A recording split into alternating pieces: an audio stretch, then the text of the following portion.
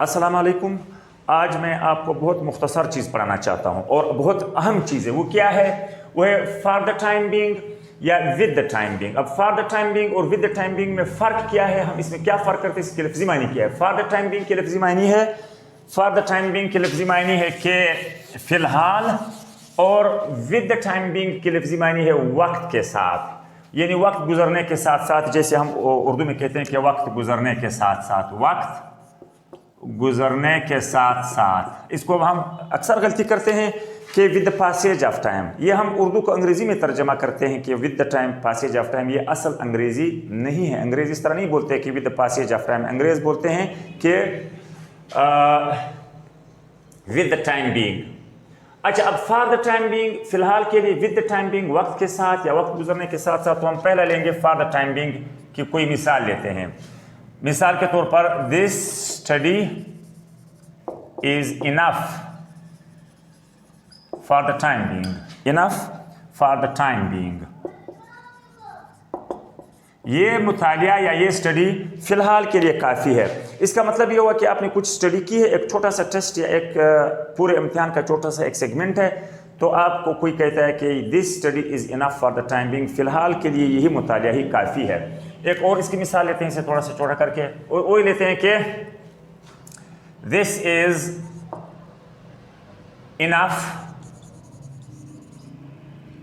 To stay here for the time being. For the time being, फ़िलहाल के लिए यहाँ इतना ही रहना काफ़ी था।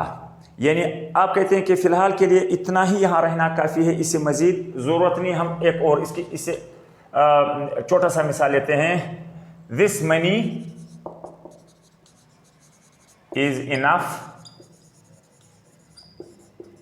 For the time being. ये पैसा फ़िलहाल के लिए काफ़ी। हम एक और मिसाल ले सकते हैं फॉर द टाइम बीइंग के लिए कि I am here for the time being. मैं फ़िलहाल के लिए यहाँ हूँ। आपसे कोई पूछता है कि आप for how long will you stay there? आप कब तक वहाँ रहेंगे? या when do you want to leave for here? आप कब वहाँ से यहाँ के लिए रवाना होना चाहते हैं? तो आप कहते हैं कि I am here for the time being.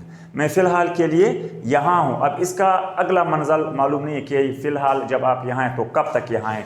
इसके बाद हम लेंगे with the time being. With the time being की मैंने जैसे आपको बताया कि वक्त के साथ साथ या वक्त गुजरने के साथ। इसको हम गलत तर्जमा करते हैं। अंग्रेज़ी के अंदर हम कहते हैं कि with the passage of time. ये अंग्रेज़ नहीं बोलते, ये हम बोलते हैं, और हम सिर्फ उर्दू को अंग्रेज़ी में तर्जमा करते हैं। याद रखना, किसी ज़बान को दूसरे ज़बान में तर्जमा करके बोलने से उसकी तहरीर भी गलत हो जाती है और उसका बोलना भी गलत हो जाता है। हमेशा हर ज़बान का लिखने का भी अपना रिस्म है और बोलने का भी। तो यहाँ के ऊपर विद द टाइम बीइंग, वक्त के साथ साथ या वक्त गुजरने के साथ साथ। हम मिसाल लेते हैं। Number 1, he will get better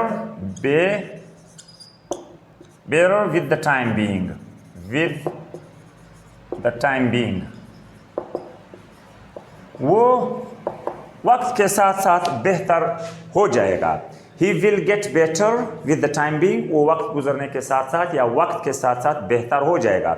अब उसकी या सेहत की बात हो रही है, या उसकी मईशत की बात हो रही है, या उसकी तालीम की बात हो रही है। कोई कहता है कि इसका पोजीशन डाउन है, या तालीम है, या सेहत की, या मईशत की, तो दूसरा कहता है he will get better with the time being, वो वक्त गुजरने के साथ साथ या वक्त के साथ साथ बेहतर हो जाएगा। अब हम इसकी एक और मिसाल लेते हैं। यहाँ के ऊपर हम लेंगे कि he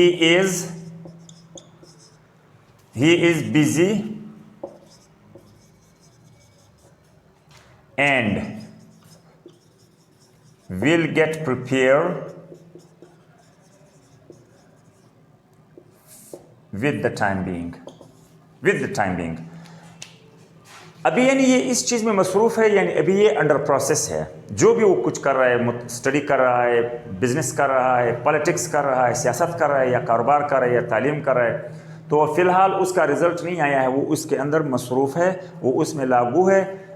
वो वक्त के साथ साथ इसका रिज़ल्ट देगा, बेहतर हो जाएगा। मुख्तसरन, विद द टाइम बीइंग वक्त गुजरने के साथ, फॉर द टाइम बीइंग फ़िलहाल के लिए। Thank you very much.